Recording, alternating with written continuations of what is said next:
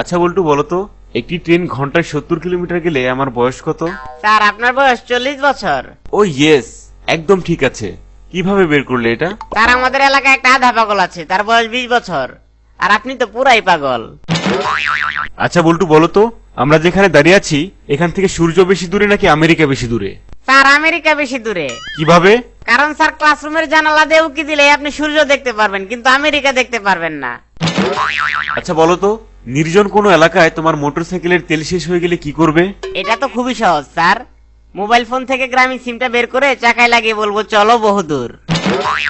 আচ্ছা এবার বলো তো, বিদ্যুৎ কার সম্পত্তি? স্যার বিদ্যুৎ আবার মামার সম্পত্তি। মামার বাড়ির আবদার পেয়েছিস? বিদ্যুৎ তোর মামার সম্পত্তি হলো কিভাবে? নেই স্যার, কারণ যখনই বিদ্যুৎ চলে যায় তখনই আমার বাবাই বলে শালার বিদ্যুৎ আবার চলে গেল। আচ্ছা এবার বলতো, ভালোবাসার আবিষ্কারক কে? China company. কিভাবে? কারণ স্যার এর কোনো গ্যারান্টিও নাই, কোয়ালিটিও নাই, টিকলে সারা জীবন, না টিকলে 2 দিনও না। আচ্ছা বল্টু, তোর বাবার নাম কি? মফিজ। আরে বোকা, কারণ নামের আগে যে জনাব অথবা মিস্টার বসাতে হয় সেটা তুই জানিস না? আচ্ছা যাই হোক, সকালবেলা তুই কি দিয়ে ভাত খেয়ে এসেছিস? জনাব মাছ দিয়ে। কি বললি?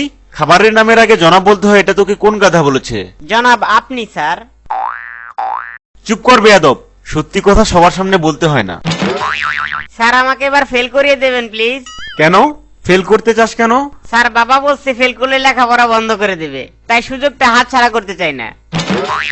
আচ্ছা তুই 1 থেকে 100 পর্যন্ত গুনতে পারিস? না স্যার, আমি 10 পর্যন্ত পারি। গাধা কোথাকার, বড় হয়ে কি হবি তুই?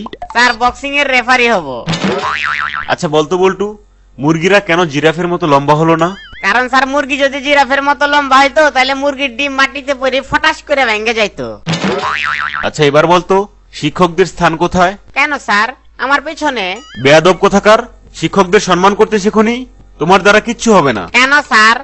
আমার বাবা তো প্রায়ই বলেন যে তোর পেছনে এত মাস্টার লাগাইলাম তাও তুই পাস করতে পারলি না। স্যার আপনার তো জয় বাংলা দেখা যাচ্ছে, প্যান্টটা একটু ঘুরিয়ে পড়েন। এখন তো জয় বাংলা দেখা যাচ্ছে, কিন্তু ঘুরিয়ে পড়লে সোনার বাংলা দেখা যাবে।